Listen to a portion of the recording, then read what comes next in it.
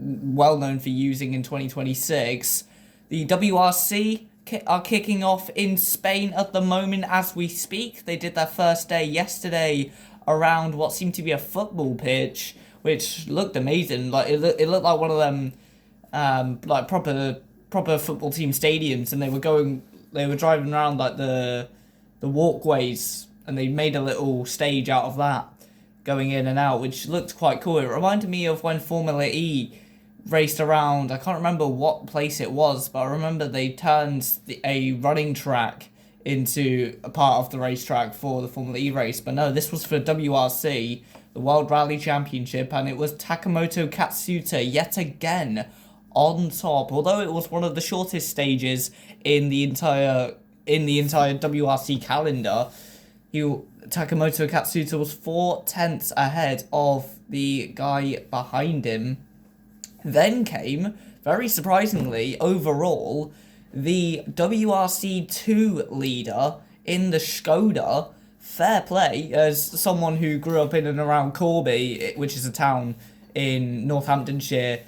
I was used to seeing Skodas all the time. My nan used to drive one, so seeing Skoda up in P3, yeah, I'm rooting for them. They're probably going to drop down because they are competing in a lower tier of World Rally. They're competing in World Rally 2 compared to the World Rally 1 standings, but overall, with the combined results, he's P3 at the moment, so fair play to him, and I hope he does well. Although the other Skoda drivers, they didn't fare too well. Infamously, there was that crash, you might be able to catch a video of it, of one of them getting it wrong, clipping one of the concrete barriers and just tipping over in the middle of the football pitch stage.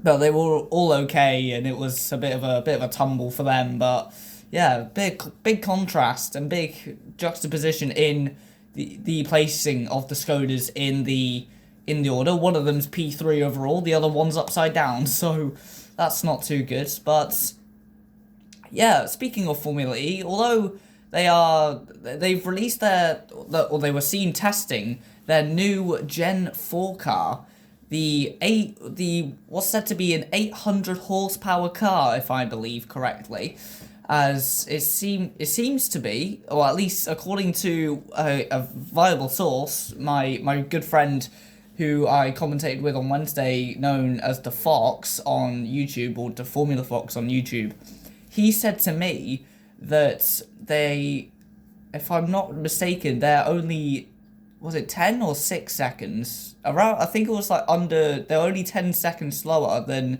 F1 cars around Paul Ricard, which is the French track that Formula 1 used to race at between 2018 to 2022. And unfortunately, they don't race there anymore, but hopefully the country of France can come back in the future in the Formula 1 realm. Speaking of France, and more specifically Le Mans, the World Endurance Championship had its first round in Imola, and it was a great watch. And that, along with Long Beach and IndyCar, really had a busy weekend last weekend in the second weekend of April. So we had the 6 hours of Imola, which was won, surprisingly, by Toyota. After Ryo Hirakawa took P2 in qualifying, what looked to be dominant Ferraris of last season, they looked to be on the same form this year, but no, Toyota came in with their red car and stuck it on the top with a lot of strategy playing into their hands, I must say so myself. So Sebastian Buemi, Brendan Hartley, and Ryo Hirakawa all on the top step for Toyota to commence the first round of the World Endurance Championship. The next round is set to be the 6 hours of Spa in the 7th of May, so you can watch it on HBO Max or on FIA WEC Plus. I think that's the streaming service is called. They changed the name of it this year, but I keep forgetting what the name is. Speaking of the American Le Mans Series, otherwise known as IMSA, they had their Long Beach Grand Prix, the Acura Grand Prix of Long Beach, that's the name. And it was the Acura of, what was his name? Was it Renger van der Zande? I'm pretty sure. I could be wrong, but Yeah, he took the win for Acura in the sprint, in the 2 hour sprint format race. In that regard, and the GTD class as well was very competitive. A lot of argy-bargy in there as well. There was drama between the Proton Competition Porsche and the BMW M Hybrids having a crash down at, I believe, turn 9, I think. I might have said that wrong. But yeah, drama there, and they were battling really hard before that crash as well. But yeah, and decent stuff from the Aston Martin Valkyries as well in both 6 Hours of Imola and the IMSA Grand Prix of Long Beach. They were their beloved backmarkers to me, but you know they weren't last, but they weren't exactly at the top either. So they didn't do a bad job, but they didn't do much else.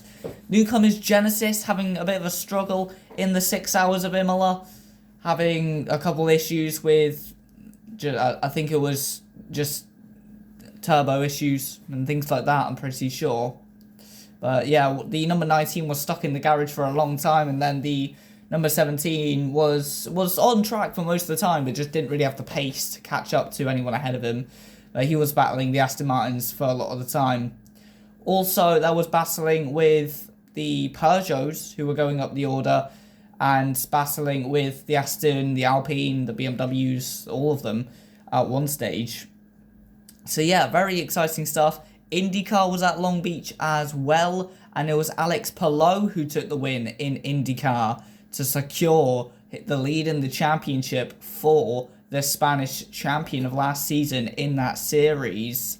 But I have to say, there's been some news about Acura and the Honda Group. They are pulling out of the IMSA WeatherTech Sports Car Championship, and they are moving more focus into IndyCar. So yeah, let's see where that goes, as Acura kind of doing similar to what Alpine are doing. They're going to finish this year, but then they're going to pull out, instead of just the World Endurance Championship, it's IMSA.